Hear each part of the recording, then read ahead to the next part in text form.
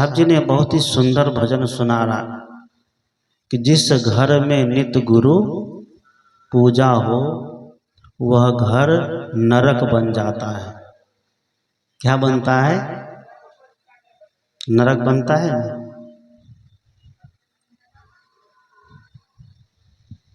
इसका मतलब है कि सत्संग के प्रति मन नहीं है। जिस घर में नित्य गुरु पूजा हो वह घर स्वर्ग बन जाता है। आज स्वर्ग खोजने के लिए व्यक्ति बहुत उपाय कर लिए। स्वर्ग खोजने के लिए व्यक्ति बहुत सुविधा जुटा लिया है। स्वर्ग खोजने के लिए कोई हरिद्वार जाता है, कोई ऋषिकेश जाता है, कोई प्रयाग जाता है, कोई गया जाता है, कोई जंगल में भाग जाता है, कोई कपड़ा खोल करके नंगा बाबा बन जाता है। लेकिन सदगुरु कहते हैं कि गुरु पूजे सब देवन पूजा। क्या कहते हैं? कि जहाँ पर गुरु की पूजा हो गई, जहाँ पर माता और पिता की पूजा हो गई, समझिए कि दुनिया के सारे देवता कहाँ निवास करते हैं? उसी के पास निवास करते हैं, उसी के चरणों में निवास करते हैं। विद्यालय में शिक्षक पढ़ाते पढ़ाते अनायास शिक्षक महोदय ने बच्चे से पूछा कि स्वर्ग किसको किसको जाना है। क्या पूछा? कि स्वर्ग किसको किसको जाना है। अगर दुनिया में लोगों को स्वर्ग का झांसा दिया जाए तो स्वर्ग जाने के लिए सब तैयार हो जाता है, होता है ना। नरक जाने के लिए कोई यहाँ तैयार नहीं है। क्या है? पापी व्यक्ति भी स्वर्ग खोजता है, लुटेरा व्यक्ति भी स्वर्ग खोजता है ना। हजारों खरबों का घोटाला करके कोई राजनेता मरता है तो वह भी कहाँ जाना चाहता है? स्वर्ग जाना चाहता है। एक दुष्कर्म करने वाला व्यक्ति भी वह स्वर्ग ही जाना चाहता है। इसलिए देखते हैं जब कोई गड़बड़ आदमी भी मरता है, बिल्कुल गया बीता भी आदमी मरता है, तो अंतिम समय में कार्ड जब छापते हैं तो क्या लिखते हैं कि स्वर्ग गया कि नरक गया? स्वर्ग गया। और कहाँ? ऊपर है, ऊपर चला गया। और ऊपर में गया तो अभी तक कोई नहीं तो मोबाइल लेकर गया है, टेलीविजन लेके गया है कि थोड़ा फोन भी कर दें अपने बाल बच्चे को हम स्वर्ग में है कि नरक में है। कोई भेजा? अभी तक कोई संदेश नहीं भेजा। स्वर्ग और नरक भारतीय दर्शन के एक दो शब्द है जो केवल कहने के लिए है। ऊपर में कोई ऐसा स्वर्ग नहीं, ऊपर में कोई ऐसा नरक नहीं जहाँ पर जा करके यह जीव वहाँ स्वर्ग में गया तो आराम करेगा और नरक में गया तो दुख भोगेगा। तो उसने कहा, शिक्षक महोदय ने कहा कि तुम्हें स्वर्ग जाना है कि नरक जाना है। सभी बच्चे स्वर्ग जाने के लिए एकदम हाथ उठा दिया। हम कहाँ जाएंगे? हम स्वर्ग जाएंगे, हमें स्वर्ग जाना है। लेकिन एक बच्चा हाथ नहीं उठाया। वह बच्चा मुंह लटका करके बैठा था, मुंह लटका करके बैठा है, उदास बैठा है। क्योंकि सब हाथ उठा दिया लेकिन एक बच्चा हाथ नहीं उठा, अकेला पड़ गया ना। और यहाँ है, अगर पागलों के समाज में 1000 आदमी है और सही मानसिकता के समाज में 10 आदमी है तो जीत किसकी होगी? पागले की जीत होगी। 10 आदमी जिसके पास है उसकी जीत नहीं होगी। क्यों? कि उसकी संख्या ज्यादा है। पागल की जीत होगी लेकिन जो सही मानसिकता के लोग हैं उनकी जीत नहीं होगी। वह बेचारा अकेला पड़ गया। अंतिम में शिक्षक महोदय ने उनसे पूछा, क्या तुमको स्वर्ग नहीं चाहिए? उसने कहा, गुरुजी मुझे भी स्वर्ग चाहिए, मैं क्यों नरक जाऊं? जाना चाहेगा? उसने कहा कि गुरुजी मुझे भी स्वर्ग चाहिए, मैं नरक जाने के लिए नहीं चाहता हूँ, लेकिन मेरा स्वर्ग मेरे घर में है। कहाँ है? मेरा स्वर्ग मेरे घर में है। वह कौन है? वह मेरी माँ है। मैं अपनी माँ के पास जाना चाहता हूँ। आप छुट्टी तो दीजिए, मैं सबसे पहले स्वर्ग में पहुंचूंगा। इन लोगों को स्वर्ग पहुंचने में अभी कितना समय लगेगा? कितना लगेगा? 90 साल, 100 साल। उसने कहा कि मुझे स्वर्ग पहुंचने में बहुत समय नहीं लगेगा, बहुत से 10 से 20 मिनट लगेगा, लेकिन जो लोग हाथ उठाया कि मुझे स्वर्ग चाहिए, इसको स्वर्ग जाने के लिए 90 साल 80 साल समय बिताना पड़ेगा। इसलिए सदगुरु कहते हैं कि जिस घर में नित्य गुरु की पूजा होती है, जिस घर में नित्य माता और पिता की पूजा होती है, संत ने भी लिखा है क्या कि माता पिता संत गुरु जनों का होता पाठ प्रेम का निष्दिन। ध्यान दीजिएगा, संत की पंक्ति कितनी सुंदर है कि होता पाठ प्रेम का निष्दिन। पूजा है कौन चीज का? काली माई का, दुर्गा माई का, और भवानी माई का, और गहिल माई का, बन्नी माई का, ओखा सोखा, परमेश्वरी, जलपा, कितने कितने देवी देवता आजकल तैयार हो रहे हैं। एकदम हाइब्रिड के जमाना में देवी देवता भी एकदम हाइब्रिड होते जा रहा है। जगह जगह नया नया अब देवी देवता उत्पन्न ले रहा है, लेता है ना। संत कहते हैं कि होता पाठ प्रेम का, तुम जो है दुर्गा का पाठ करो या नहीं करो, काली का पाठ करो या नहीं करो, सरस्वती भगवती का पाठ करो या नहीं करो, लेकिन अगर प्रेम का पाठ घर में निज दिन होता है तो समझिए सबका पाठ हो गया। आज पूजा करने वालों को देखता हूँ, घर में तो पूजा करते हैं ना, घर में पूजा करते हैं, और 2 मिनट जब तक पूजा स्थल पर रहते हैं, जब तक देवी के फोटो के सामने रहते हैं, देवता के फोटो के सामने रहते हैं, तब तक ही उनकी पूजा होती है। और वहां से जब निकलते हैं तो उसकी पूजा क्या हो जाती है? गायब हो जाती है।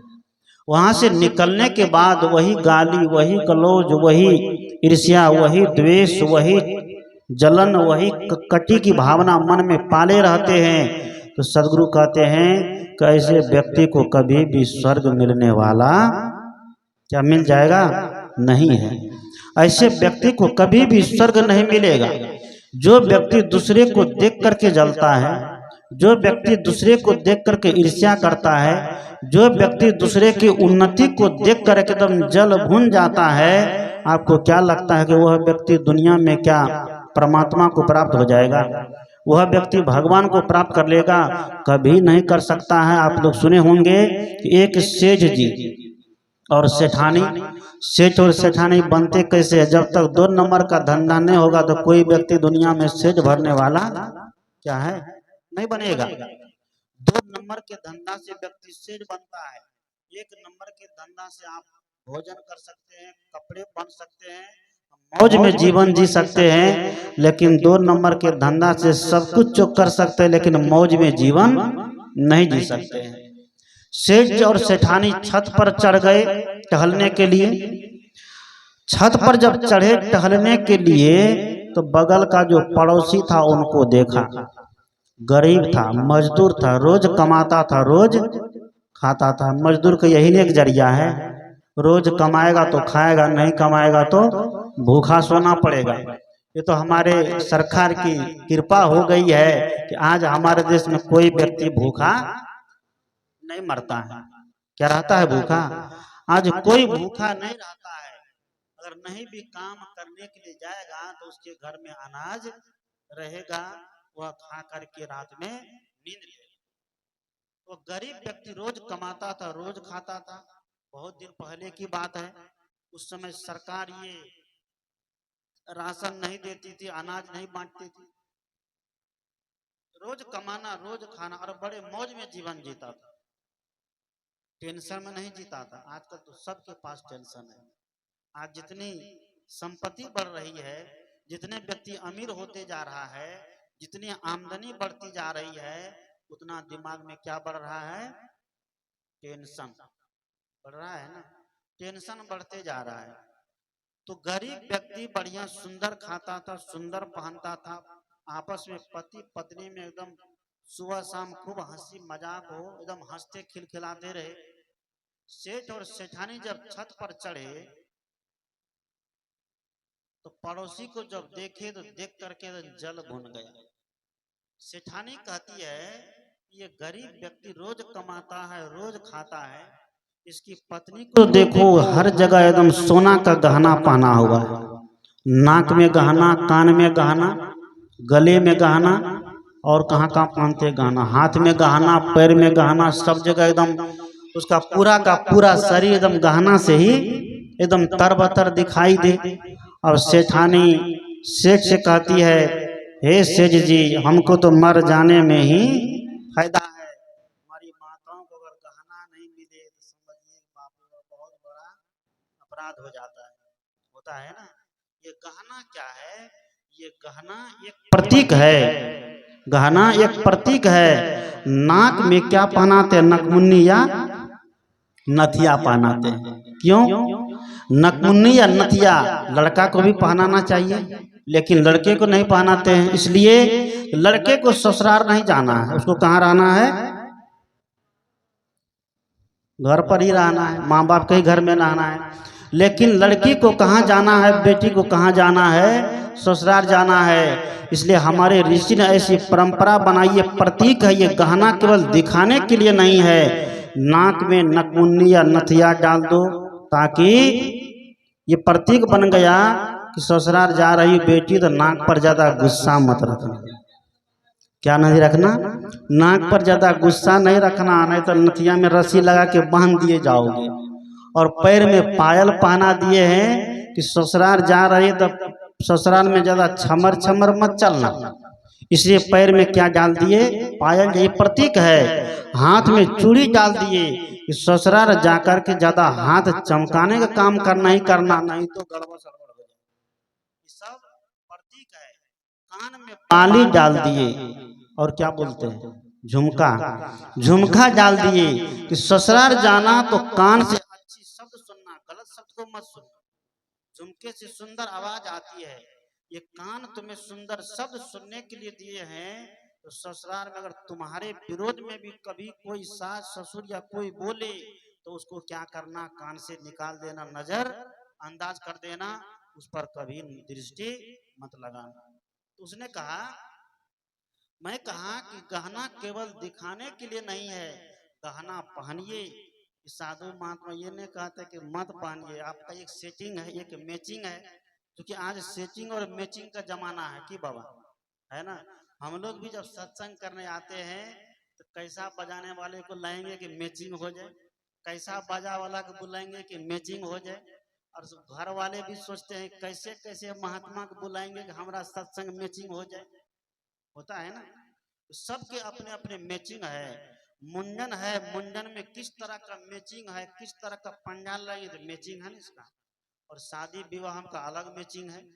कोई व्यक्ति दुनिया से चले जाए, उस पर जब पंडाल लगेगा तो उसका अलग मैचिंग है ना।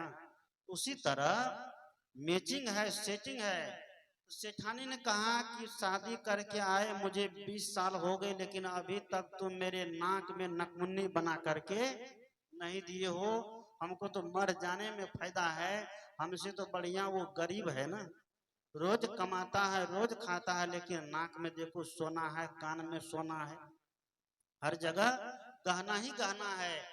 सेठ जी को बड़ा बुरा लगा। और पत्नी जब कह रही तो पति को बुरा लगेगा ना, पति को बुरा लग गया।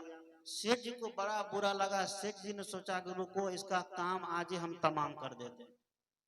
जो गरीब व्यक्ति इतना सुंदर खाते थे, सुंदर पहनते थे, ऐश मौज में जीवन जीते थे, सेठ जी ने सेठानी से कहा कि नीचे जाओ, और नीचे जाकर के एक पोटली में 99 असरफी बांध करके ले। कितना?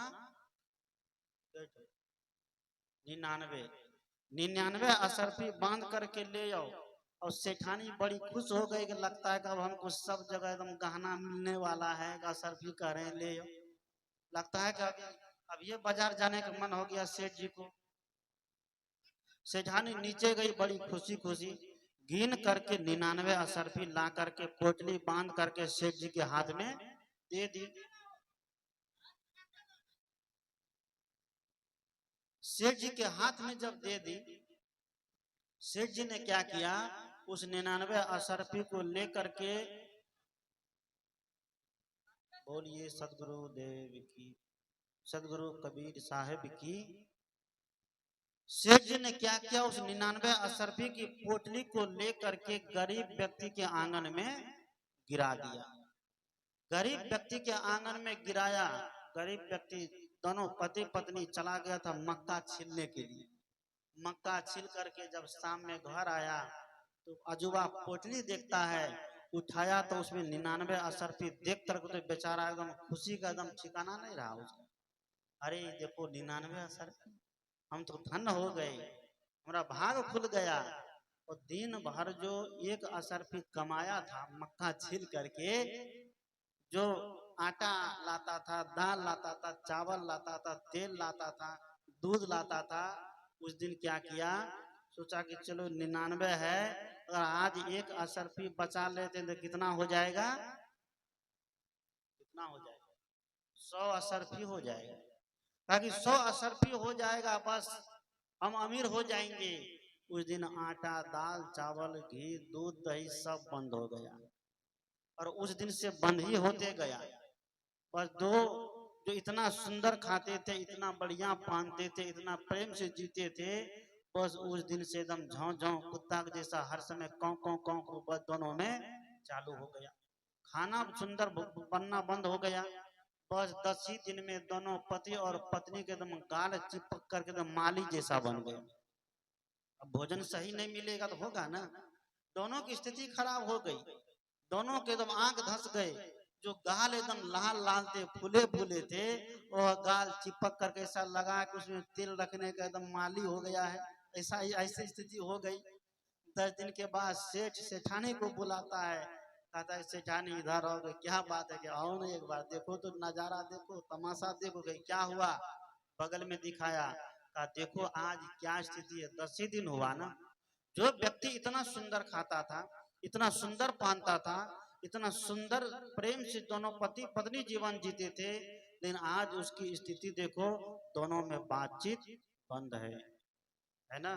दोनों के चेहरे पर एकदम 4 बजने लग गए। दोनों की स्थिति खराब हो गई है। दोनों का शरीर एकदम असमर्थ हो गया है। दोनों के शरीर में अब बल नहीं रह गया है। और जो दोनों आपस में इतना प्रेम से, हंसी से, ठिठोली के साथ जीवन जीते थे, आज वो क्या हो गया, गायब हो गया। सेठानी ने कहा कि ऐसा कैसे हो। उसने कहा कि उसको 99 का चक्कर लग गया। कौन चीज का चक्कर लग गया, कहा कि 99 का चक्कर लग गया। कहा कैसे, उसने कहा कि हमने जो 99 अशर्फी फेंका, बस उसको 100 अशर्फी बनाने में उसकी ये हालत खराब हो गई। क्या हो गई, ये हालत खराब हो गई। कहानी कहने का भाव है कि आज कोई व्यक्ति अगर सुंदर जीवन जीता है, अगर पड़ोसी का बेटा अगर फौज में निकल गया, पड़ोसी के बेटा अगर डॉक्टर बन गया, पड़ोसी के बेटा अगर प्रोफेसर बन गया, हम घर में पूजा करने लग जाते हैं कि हे भगवान, कहे उसके बेटा को आप प्रोफेसर बना दिए, कहे उसके बेटा को आप डॉक्टर बना दिए, कहे उसके बेटा को आप फौजी बना दिए। आज व्यक्ति अपने दुख से जितना दुखी नहीं है, दूसरे को सुख को देख करके उतना दुखी हो जाता है, होता है ना। वह व्यक्ति कितना भी भगवान का भजन कर ले, वह व्यक्ति कितना घंटा बैठ करके ध्यान कर ले, उसका उद्धार होने वाला है, नहीं होने वाला। सदगुरु कबीर कहते हैं, हृदय को साफ रखिए, मन को पवित्र रखिए, मन है चंगा तो कटौती में गंगा। और आप खूब भगवान का भजन करते हैं, खूब भगवान की पूजा करते हैं, खूब देवी देवता को मनाते हैं। मैं नहीं कहता कि मत मनाइए, जिसको जो मानना हो मानते रहिए, हमारे कहने से आप छोड़ नहीं दीजिएगा, इसलिए आपको जो करना हो करते रहिए। लेकिन सदगुरु कहते हैं कि जिस घर में नित्य गुरु पूजा हो, वह घर क्या बन जाता है, क्या बनता है, स्वर्ग बन जाता है। और स्वर्ग कहीं बाहर नहीं है, ये माता पिता संत गुरुजन ही स्वर्ग के देवता है। लेकिन आज इस देवता से सब घबराता है। अगर साधु जिंदा है, अगर सत बात बोल रहे हैं, साधु का विरोध होगा। वही साधु जब मर जाएगा तो फोटो बना करके सब उसके सामने एकदम कपाड़ एकदम झुकाने लगता है, झुकाएगा ना। अगर जिंदा संत कुछ कहते हैं, सही रास्ता बताते हैं, सही मार्ग बताते हैं, उसका विरोध होगा। इसलिए कबीर साहब ने कहा, क्या कहा, कि सांच कहो तो मारन धावे झूठे जग पतियाना। नेमी देखा धर्मी देखा प्रात करे स्नाना, आत्म मार पसाना ही पूजे उनमें कुछ होना ज्ञाना। और इसी मन पर बैठ करके कोई साधु कह दे ये काम करोगे तो यहाँ पर स्वर्ग मिलेगा, हैं? वो तीर्थ यात्रा में जाओगे तुम्हें स्वर्ग मिलेगा, तो सब लोग एकदम तैयार हो जाएगा, नहीं होगा। लेकिन कोई संत कह दे, माता पिता संत गुरुजन की बातों पर चलने से, उसे उसकी सेवा करने से, उसकी दवा करने से, उसकी आज्ञा का पालन करने से ही तुम्हें घर में ही स्वर्ग मिलेगा, तो इसमें व्यक्ति को टेंशन होने लगता काहे कि सेवा करने में जानते हैं ना मेहनत है ना। सबसे सेवक धर्म कठोरा। भरत जी गए थे कहाँ? राम जी को मनाने के लिए जंगल चले गए थे। भरत जी को जैसे पता चला कि प्रभु श्री राम मेरे कारण कहाँ जा रहे हैं, वनवास जा रहे हैं, तो भरत जी वह भी उतना ही खेले हुए खिलाड़ी थे, वह ऐसे लोभी नहीं थे और भाई की तरह। आज तो भाई भाई मगर 1 इंच की बात हो जाए तो कपाड़ फूटा फूटी हो जाता है, होता है ना। एक जगह मैं गया सत्संग करने, 2 भाई आपस में टकरा रहे थे। एक भाई ने कहा कि मैं जा रहा हूँ अष्टजाम करने, मैं रामधुनी गाता हूँ, मैं अष्टजाम में रामधुनी गाने जा रहा हूँ। और जाते जाते कह दिया, मैंने उसे कह दिया अपने आपस की भाई में प्रेम से रहने, उसने जाते जाते कह दिया धुनी गाने जा रहा हूँ, लेकिन साहब जी इतना ध्यान रखिएगा, अगर मैं अपने बसोबास की जमीन बेचूंगा तो दुश्मन को दूंगा लेकिन अपने भाई को नहीं दूंगा। मैंने कहा तुम अष्टजाम गाने जा रहे हो, अष्टजाम का जात लेने जा रहे हो, जात लेने जा रहा है ना। जिस रामायण में भाई भाई के लिए राज तक को छोड़ने की बात है, राज छोड़ करके जंगल का जीवन स्वीकार करना पसंद किया, लेकिन वो राज करना पसंद नहीं किया।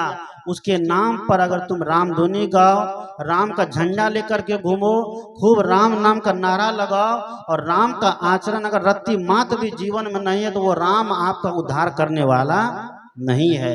इसलिए मैंने कहा, सदगुरु कहते हैं प्रकाश साहब की जो वाणी थी कि जिस घर में नित्य गुरु पूजा हो वह घर क्या बन जाता है, स्वर्ग बन जाता है। संत की पंक्ति है कि होता पाठ प्रेम का निज दिन, पूजा है सदकर्मों की, मात पिता संत गुरुजनों का होता हर पल मान है। प्रेम की गंगा बहे जहाँ पर वह घर स्वर्ग समान है। जिस घर में प्रेम है, जिस घर में माता पिता संत गुरुजन का आदर है, सम्मान है, स्वर्ग उसी घर में विराजमान है। जिस घर में माता पिता का अपमान है, संत गुरुजन का अपमान है, नरक उसी घर में वास करता है। ये स्वर्ग और नरक कहीं ऊपर आकाश नीचे पाताल में मिलने वाला नहीं है। आइए साहब जी विराजमान है, एक भजन में गा दें क्या? माइक दे दीजिए तो हारमोनियम पर।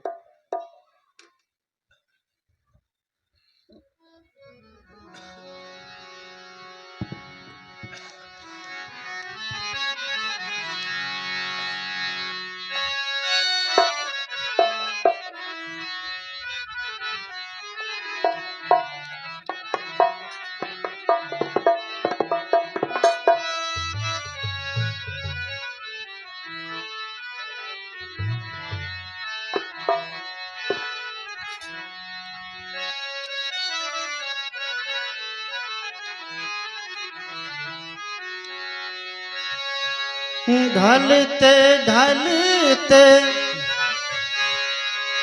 ढल जाएगी,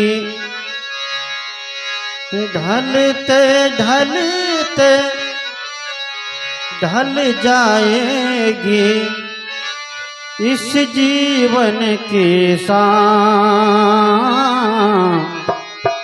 काहे को बिसारा गुरु का नाम, काहे को बिसारा गुरु का नाम। ढलते ढलते ढल जाएगी, ढलते ढलते ढल जाएगी इस जीवन के साथ काहे को बिसारा गुरु का नाम, काहे को बिसारा गुरु का नाम।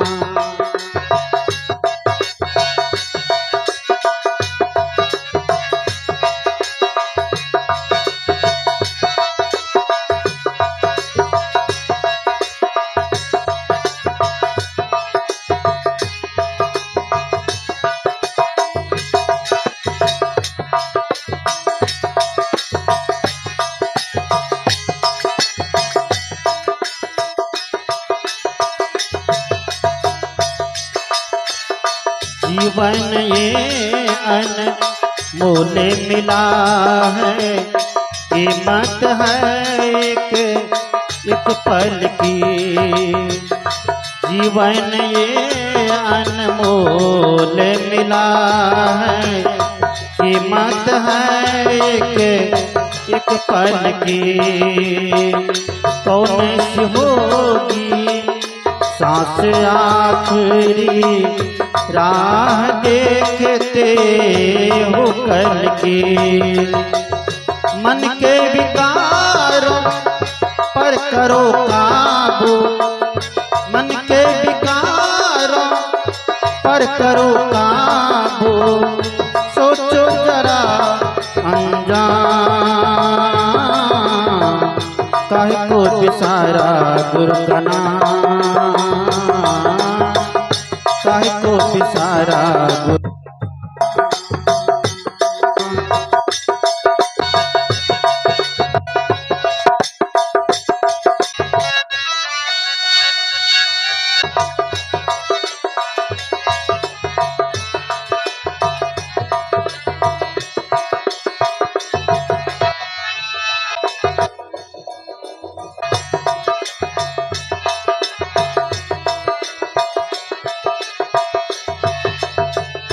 गुरु जी है दया के सागर, गुरु सा जग में कोई नहीं।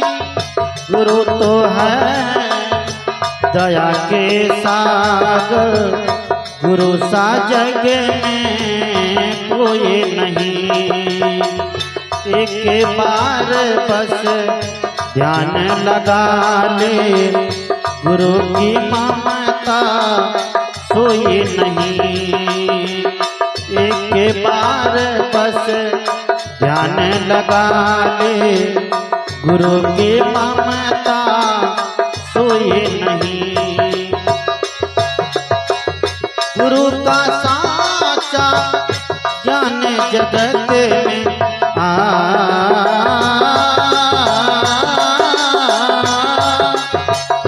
गुरु का साचा ज्ञान जगत में मुक्ति का है धाम। काहे को बिसारा गुरु का नाम, काहे को बिसारा गुरु का नाम। ढलते ढलते ढल जाएगी, ढलते ढलते ढल जाएगी इस जीवन की शान। काहे को बिसारा गुरु का नाम, काहे को बिसारा गुरु का नाम।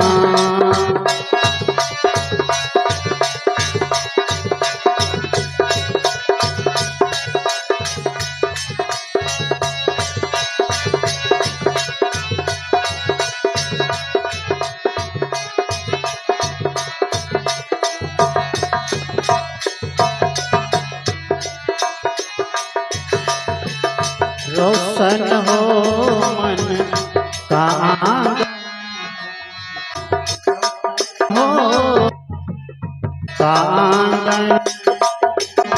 ज्योति से ज्योति जगाते रहो, सांसों की माला लेकर बस गुरु का ध्यान लगाते रहो। सांसों की माला लेकर बस गुरु का ध्यान लगाते रहो। गुरु का साचा ज्ञान जगत में,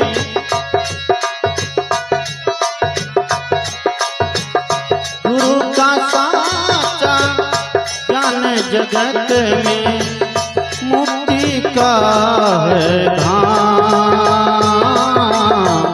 काहे को विसारा गुरु का नाम,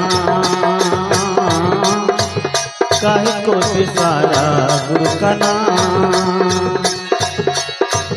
काहे को विसारा, काहे को विसारा, काहे को विसारा बंदे, काहे को विसारा, काहे को विसारा,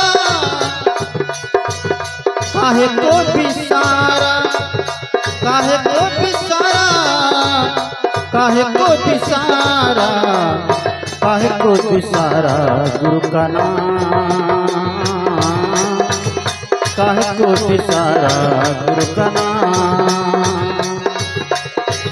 ढलते ढलते ढलते ढलते ढल जाएगी, ढलते ढलते ढल जाएगी इस जीवन की शान।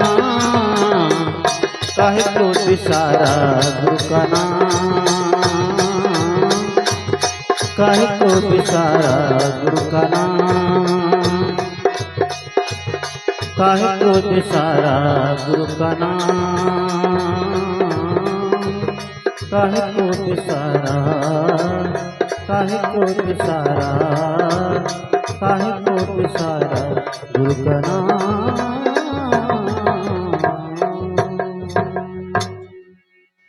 बोलिए सद्गुरुदेव की जय। बस इसी गाय भजन के साथ और आइए साहब जी का आदेश है, इसलिए भजन ला देता हूँ।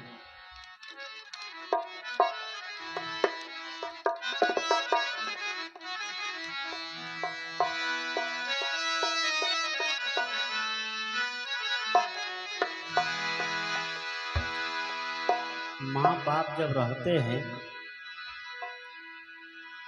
तब तक माँ बाप की कमी नहीं खलती है। धन जब है तो धन की कमी नहीं खल रही है। कमी तब खलती है जब धन समाप्त हो जाता है। शरीर जब तक स्वस्थ है तब तक शरीर की कमी किसी को लगती है, खलती है? नहीं खलती है। अभी जैसे हम लोग बैठे, कितना प्रकाश है, तो अभी कुछ खल रहा है, लेकिन एक मिनट के लिए बिजली चली जाए तब लगेगा कि नहीं अंधेरा हो गया है। माँ दुनिया छोड़कर चली गई है। जब तक माँ थी तो माँ की सेवा नहीं हुई। सत्संग में कोई सोइए नहीं, अगर सोइएगा तो काम गड़बड़ होता है। सुनते हैं ना, एक बूढ़ी माई सत्संग सुनने गई थी और साथ में पोता को ले गई। पोता को जो साथ में ले गई, और बूढ़ी माई सत्संग में जब बैठी पंडाल में तो खुट्टा लग करके बैठी, ऐसे लग करके बैठ गई। लग करके जब बैठी तो नींद जब आई तो मुंह गया खुल, मुंह खुल गया। मुंह जब खुल गया तो पोता जो था बड़ा मजाकिया था। पोता के पॉकेट में चॉकलेट था। उसने सोचा कि रुको दादी माँ को इसी बहाने सत्संग सुना देते हैं। पोता ने क्या किया, जेबा से चॉकलेट निकाला और फोड़ करके दादी माँ के मुंह में डाल दिया। अब बूढ़ी माई जो है एकदम चॉकलेट भी चूस रही है, नींद भी ले रही है। जब सत्संग समाप्त हुआ, आरती लगी और सब लोग बोले बोलिए सद्गुरुदेव की जय। जोर से जब जयकार लगाए तो बूढ़ी की नींद खुल गई। तो नींद खोली तो पोता पूछने लगा कि हे गई दादी इसको सत्संग कहने लागलो। क्या पूछा? पोता पूछने लगा कि हे गई दादी इसको सत्संग कहने लागलो। तो दादी कहती है इसको सत्संग बड़ा मीठा लगा, इसका सत्संग बड़ा मीठा लगा, आज का सत्संग बड़ा मीठ लगा। क्यों? वो सो करके चॉकलेट चूस रही थी, मीठ लगेगा ना। इसलिए सदगुरु कबीर ने कहा कि जो सोवत है सो खोवत है, जो जागत है सो पावत है। इसलिए जगते रहिए, सोने का बहाना सत्संग में नहीं करिए। बोलिए सदगुरु देव की। सभी लोग एकदम बढ़िया से सीधे होकर बैठिए, नींद नहीं आएगी। आइए। माई मोरा हो गईली सपनमा,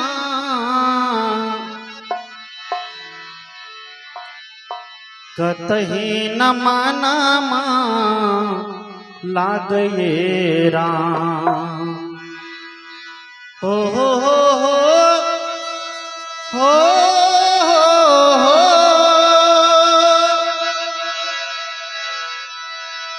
माई मोरा हो गईली सपनमा, कतही न मानामा लागये राम।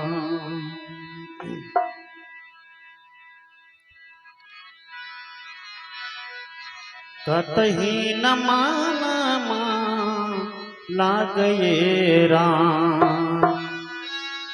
झर झर बरस नयनमा, कतही न मानामा लागये राम। झर झर बरस नयनमा, कतही न मानामा लागये राम। माई मोरा हो गईली सपनमा,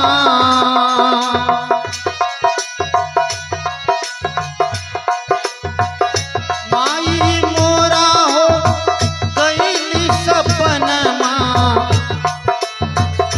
कतही न मानामा लागये राम। कतही न मानामा लागये राम। झर झर बरस नयनमा, झर झर बरस नयनमा, कतही न मानामा लागये राम। झर झर बरस नयनमा, कतही न मानामा लागये राम।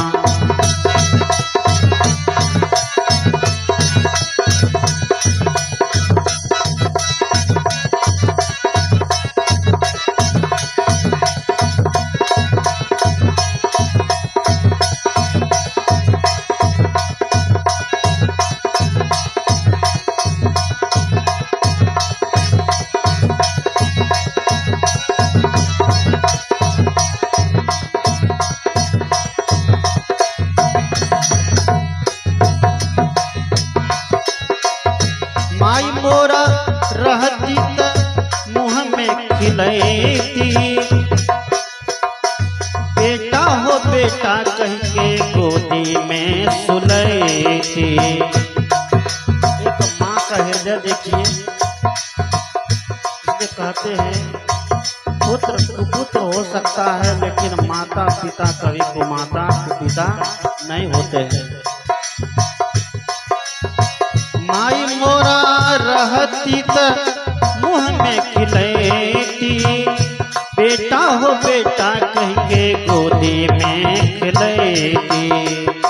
बेटा हो बेटा कह के गोदी में खिलैती। सुनसान लागेला भवनमा, हो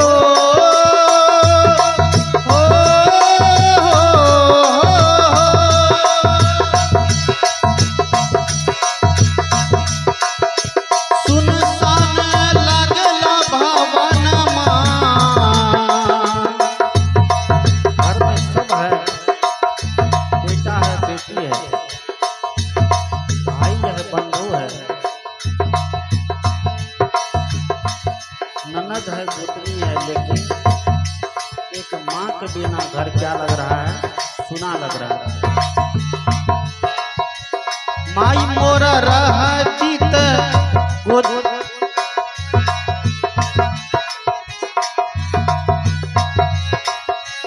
माई मोरा रहती मुँह में खिलैती, बेटा हो बेटा कह के गोदी में बैठैती, बेटा हो बेटा कह के गोदी में खिलैती। सुनसान लागेला भवनमा,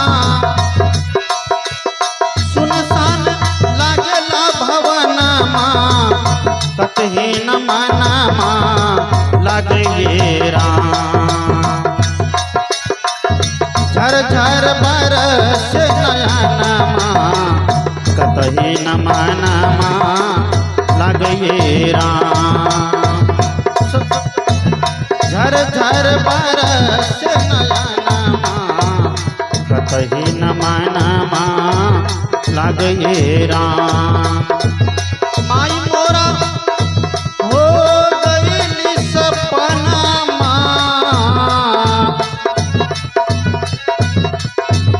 कतही न मनमा लागे राम। झर झर बरस नयनमा, झर झर बरस नयनमा, कतही न मनमा लागे राम। झर झर बरस नयनमा, कतही न मनमा लागे राम।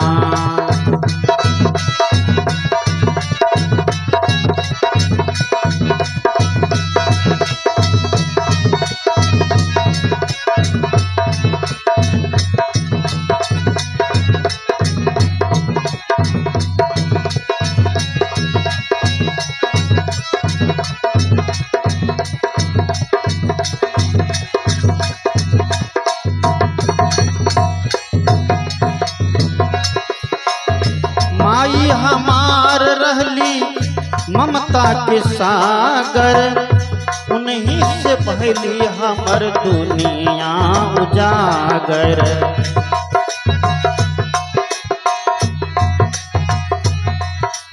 माँ बाप की एक दुआ जिंदगी बना देती है। खुद रोते हैं मगर खुद को हंसा देते हैं। भूल कर भी माँ बाप को मत रुलाना, एक छोटी सी बूंद पूरी जमीन हिला देती है।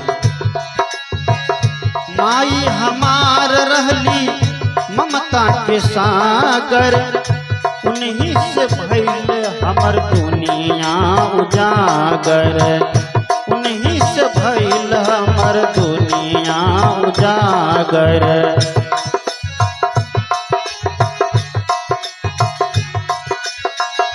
माई हमार रहली ममता के सागर, उन्हीं से भइली हमर दुनिया उजागर, उन्हीं से भइली हमर दुनिया उजागर।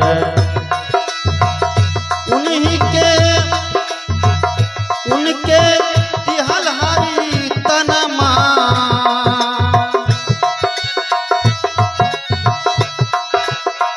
उनके दिहल हरी तनमा,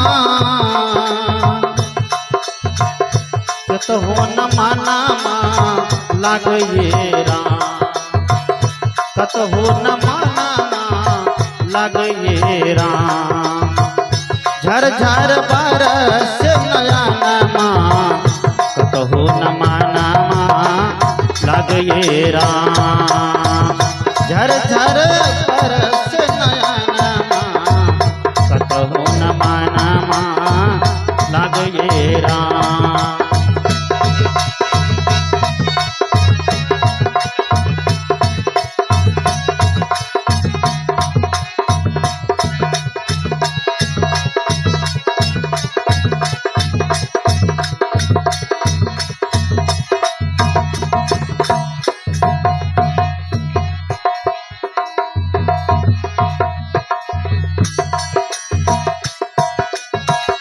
बाबू हो भैया हो कितनो कमैबा, माई क्या न दूध के तू कर जा चुकैबा।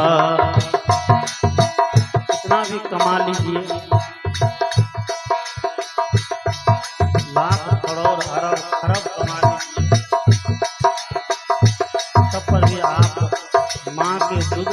कर्जा नहीं चुका सकते हैं। माता पिता के कर्ज तो वही चुकाते हैं जो पुत्र सुंदर संस्कार से संस्कारित होकर के माँ बाप के नाम को ऊंचा कर देता है। माँ बाप के सिर को समाज में नीचे होकर के नहीं चलने दे, वही पुत्र असली अर्थ में पुत्र है। ऐसे पुत्र की गिनती स्वामी विवेकानंद में आती है, सदगुरु अभिलाष साहब में आती है, बाबा मेही साहब में आती है, कबीर साहब में आती है, भगत सिंह, सुभाष चंद्र बोस, गांधी जी, मीराबाई, सबरी, सीता, सावित्री में आती है। इसलिए सदगुरु कहते हैं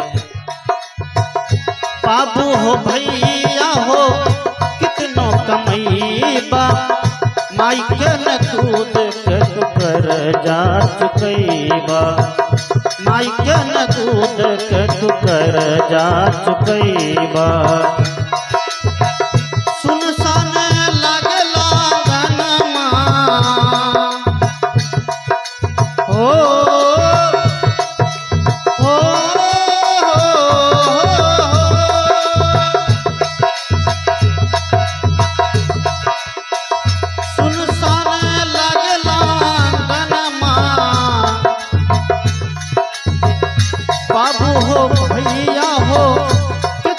कमैबा, माई के न दूध के तू कर जा चुकैबा, माई के न दूध के तू कर जा चुकैबा।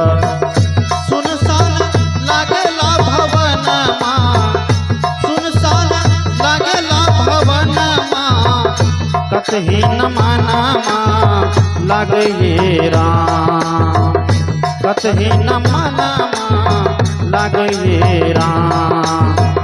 झर झर झर झर बरसे नयनमा, कतही न मानमा लागे राम। झर झर बरसे नयनमा, झर झर बरसे नयनमा, कतही न मानमा लागे राम। माई मोरा हो गईली सपनमा,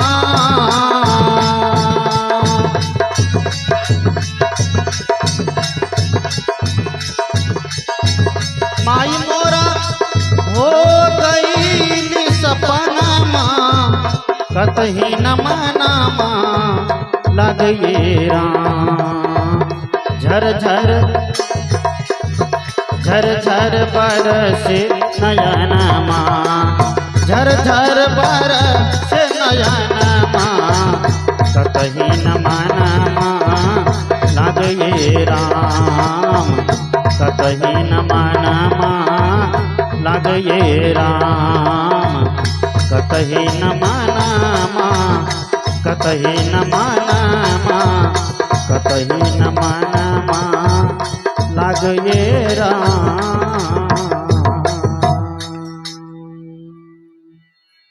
बोलिए सदगुरुदेव की जय।